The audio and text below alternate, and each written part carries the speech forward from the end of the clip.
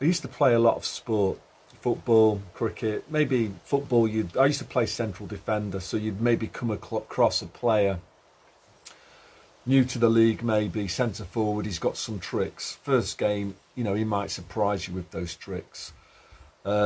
Subsequent games, maybe the return game, you know what he's all about, and you shouldn't fall for the same stuff. Same with playing cricket, either batting or bowling.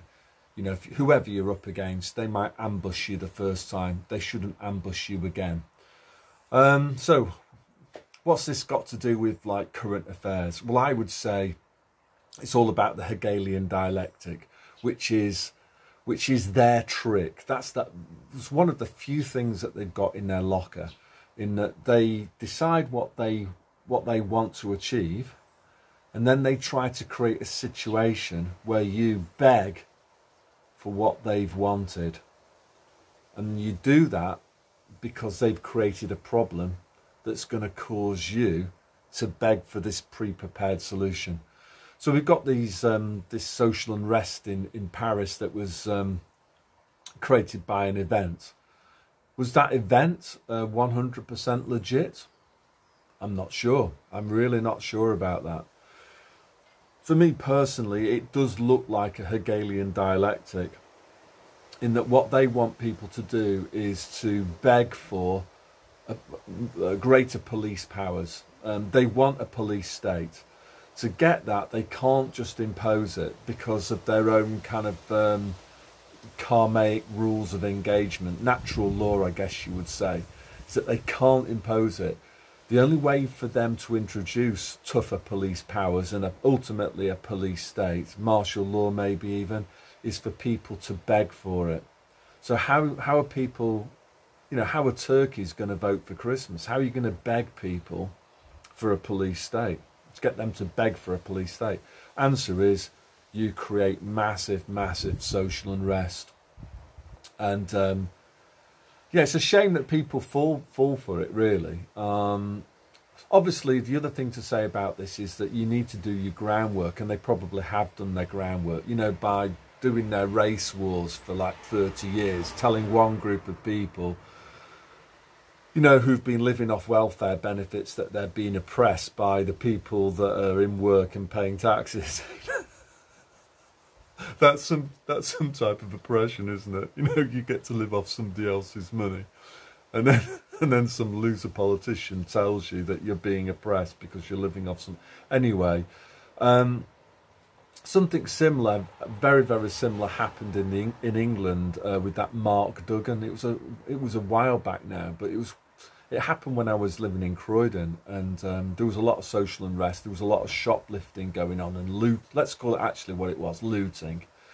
A big furniture store in Croydon, I remember, got burnt down. And basically, you know, you had a load of demoralised people living in a highly materialistic society. This Mark Duggan thing happened. He was basically, somebody was allegedly murdered by the police, and the police then disappear, and then people like see the green light to go out and do looting and stuff, and that's what happened.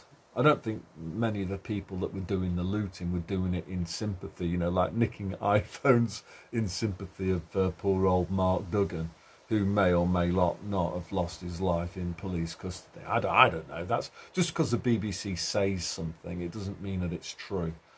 So, you know, what we must do is not beg for a police state, because that's what they want to do, yeah?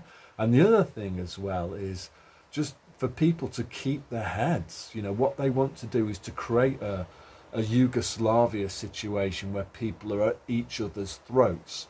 They want to kind of create divide and rule and hatred, and we mustn't do that. We mustn't fall for it. Now, the other thing as well, on a similar line, I guess, is this Extinction Rebellion. I'm not sure whether I've talked about that before, but again, it's classic Hegelian dialectic stuff, isn't it? They create a problem, so, you know, they fund people, rent a mob to go and like sit in front of cars. So they inconvenience people people in white vans can't get their jobs done. You know, people that go to Lords to watch the cricket, they have their day at the cricket wrecked by Extinction Rebellion. So that's the problem. The reaction is people get angry. White van man gets angry. You know, somebody who's paid whatever, it's stupid amount of money. Is it 250 quid for a day at the cricket? Something ridiculous. Or 300 quid. It's ridiculous amounts of money. So they're going to be, you know, pretty upset when Extinction Rebellion stop the test match. You know, and what they want, the reaction that they're looking for is, we need to stamp down on freedom of expression. We need to stop people from peacefully expressing their opinions and demonstrating and stuff like that.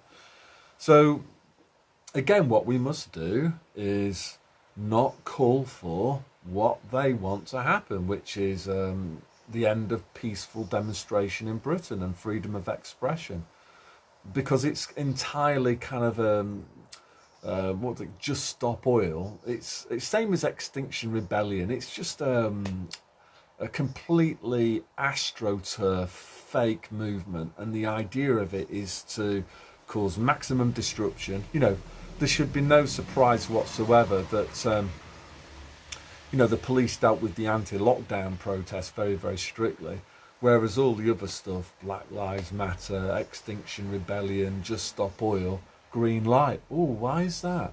Well, maybe it's an astroturf movement that's been created by NGOs and government, same difference, to try to create problems which will then elicit kind of reactions from the members of the general public that will call for this solution that the powers that shouldn't be have wanted for quite a while.